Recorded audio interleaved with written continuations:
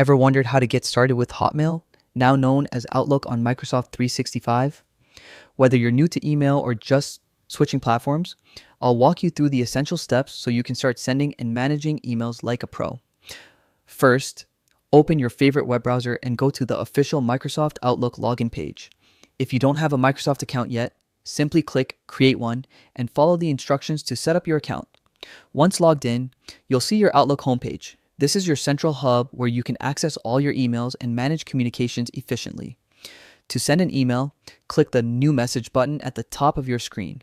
Fill in the recipient's email address, add a clear subject line, and type your message in the body. Once you're happy with it, hit Send, and your email is on its way. Managing your inbox is just as important.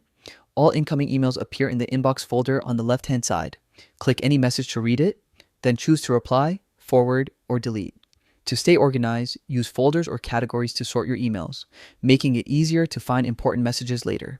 Once you're comfortable, explore extra features like calendar integration and contact management, which can help boost your productivity even more.